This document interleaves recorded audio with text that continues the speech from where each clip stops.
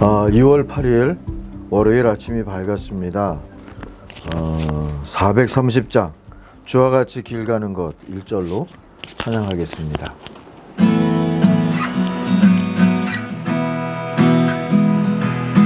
주와 같이 길 가는 것 즐거운 일 아닌가.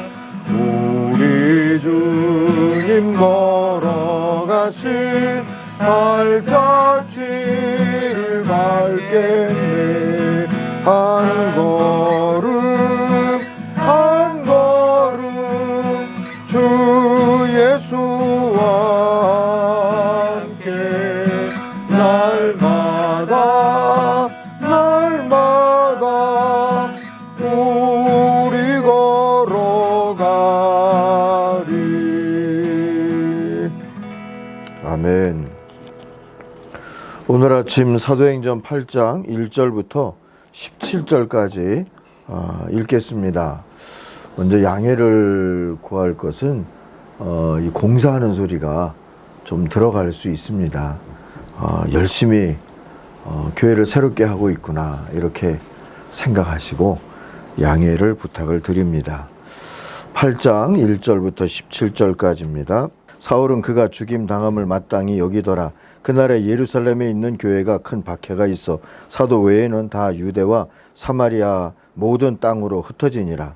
경건한 사람들이 스데반을 장사하고 위하여 크게 울더라.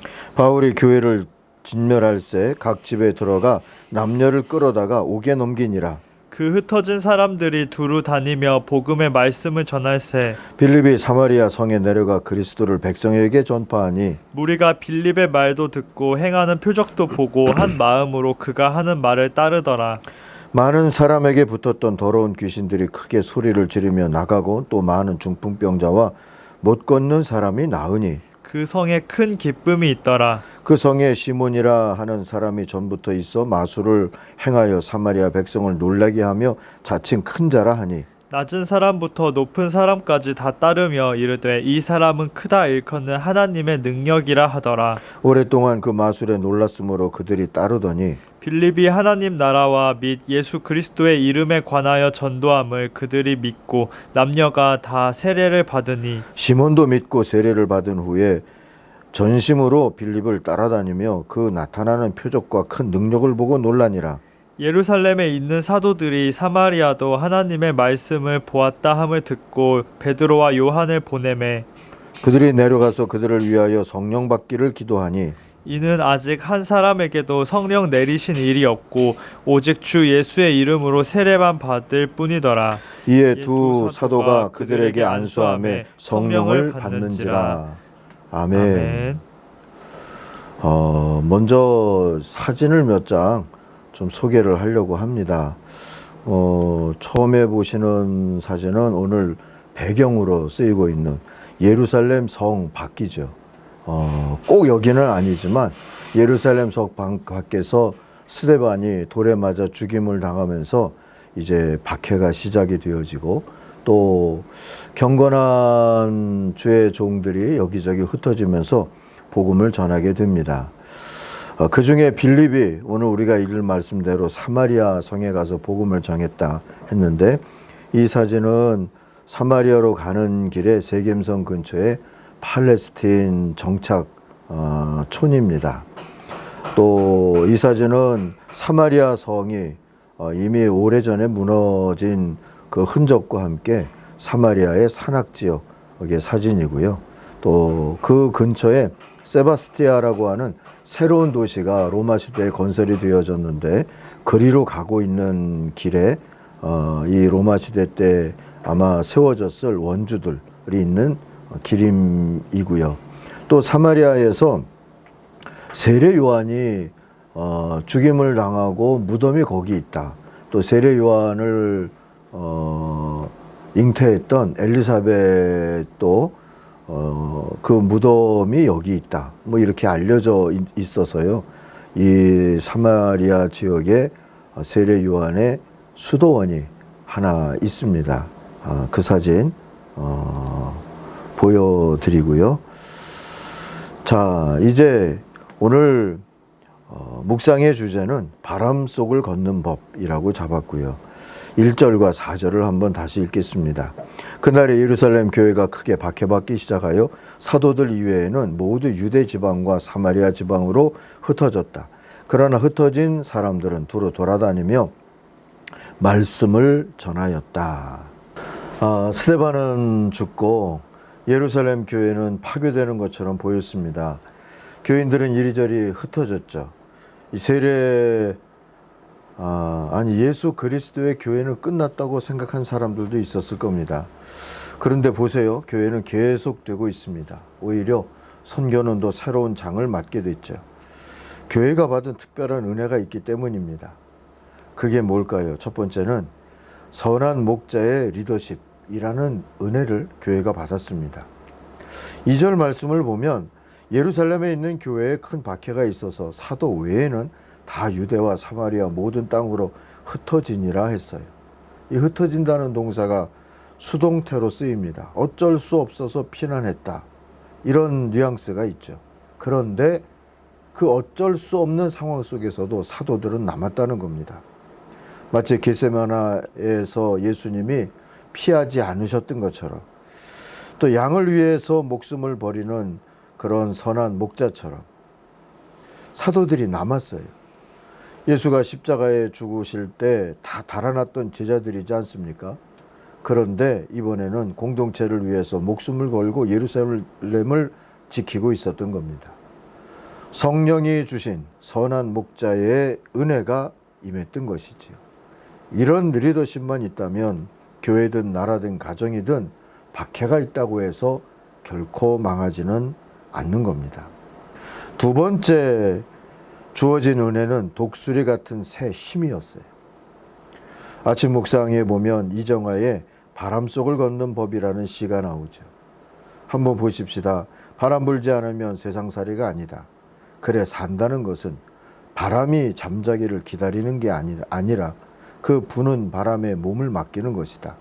바람이 약해지는 것을 기다리는 게 아니라 그 바람 속을 헤쳐나가는 것이다. 두 눈 똑바로 뜨고 지켜볼 것. 바람이 드셀수록 왜 연이 높이 나는지. 바람 불지 않으면 세상살이가 아니다 했는데 바람 불지 않으면 선교가 아닌 것이지요. 바람이 드셀수록 높이 나는 연처럼, 또는 높이 바람을 타고 오르는 독수리처럼 이 박해의 바람을 타고 교회는 오히려 날아오르고 있었습니다.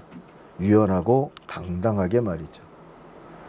성령은 그 바람 속에서 역사하셔서 사마리아로, 아프리카로, 소아시아로, 유럽으로까지 이제 복음을 끌고 가시죠. 그게 사도행전이죠.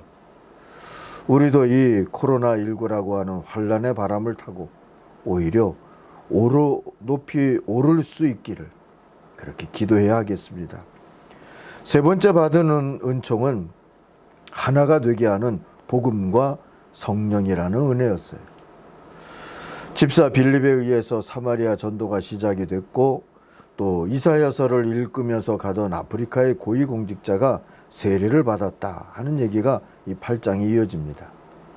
너희는 온 천하를 다니며 라는 주님의 위임령하고 사도행전 1장 8절의 선교의 비전과 패러다임이 이렇게 이루어져 가고 있는 것이죠.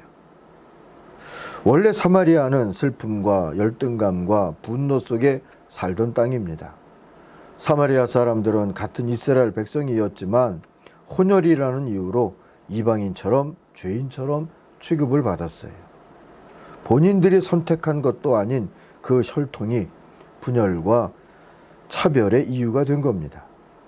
그런데 성령의 선교는 빌립이 전하는 복음과 세례를 통해서, 또 베드로와 요한을 통해서 임하신 성령의 임재 또 충만함을 통해서 하나가 되게 하는 역사를 만들고 계십니다.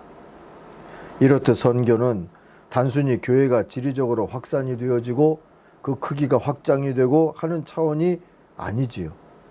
하나가 되고 평화를 이루는 차원이 있습니다.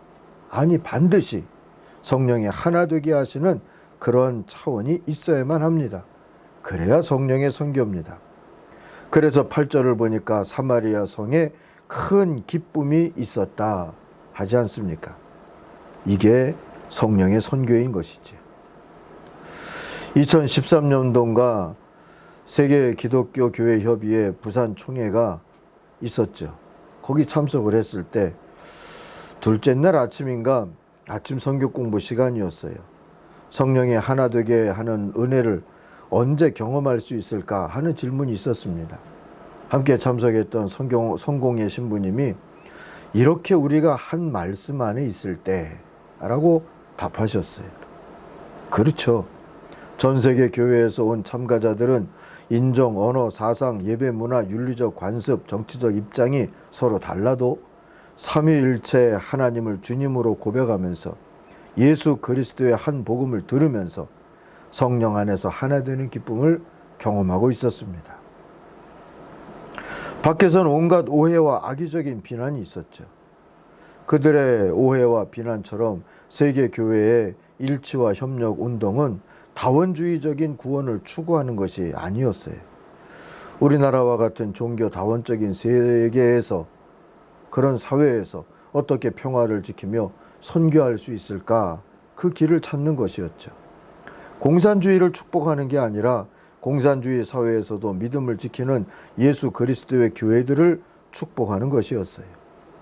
동성애가 옳다고 가르치는 게 아니라 동성애자라고 쫓아내는 것 말고는 길이 없을까 하는 것을 고민하는 것이었고요. 총회 내내 밖에서는 예수만이 구원이다 하는 피켓을 들고 시위하는 이들이 있었어요. 우리도 그렇게 믿는다 해도 그 말을 안 믿어요. 서로 답답하죠. 그런데 그들에게 하루 10,000원 받으면서 자원봉사하던 청년 봉사자들이 자기들이 받은 빵을 먹으라고 빵 먹고 하자고 그렇게 나눠주고 있는 모습을 봤어요. 고마웠어요. 사랑하는 아침가족 여러분, 성령의 선교는 지금도 하나 되게 하는 충만함으로 역사하고 있습니다. 그게 사도행전의 증언이고, 박해 속에서 박해의 바람을 타고 높이 올랐던 사마리아 선교, 유대 땅을 넘어가는 그 선교의 의미가 그거였어요. 쫓아내고 분열하고 다투는 교회는 병든 겁니다. 분열의 바이러스에 감염된 것이지요. 건강한 교회는 작은 탕자도 큰아들 탕자도 다 품는 아버지 같은 교회여야 합니다. 아무쪼록 우리 안에 주신 은혜를 따라서 살면서 전염병의 환란에 바람이 부는 이때에 오히려 더욱 건강한 교회, 날아오르는 교회, 하나 되는 교회로 거듭나기를 소망하고 그렇게 기도할 수 있기를 바랍니다. 기도하겠습니다. 하나님 아버지, 바람을 타고 날아오르는 연이나 독수리처럼 박해든 전염병이든 이 모진 바람을 타고도 오를 수 있는 주님의 선교가 이루어지게 하여 주옵소서. 바람 속을 걷고 있는 교회와 선교들을 지켜주시옵소서. 예수님의 이름으로 기도하옵나이다. 아멘. 하늘에 계신 우리 아버지, 아버지의 이름을 거룩하게 하시며 아버지의 나라가 오게 하시며 아버지의 뜻이 하늘에서와 같이 땅에서도 이루어지게 하소서. 오늘 우리에게 일용할 양식을 주시고 우리가 우리에게 잘못한 사람을 용서하여 준 것 같이 우리 죄를 용서하여 주시고 우리를 시험에 빠지지 않게 하시고 악에서 구하소서. 나라와 권능과 영광이 영원히 아버지의 것입니다. 아멘. 같이 기도하겠습니다. 주님.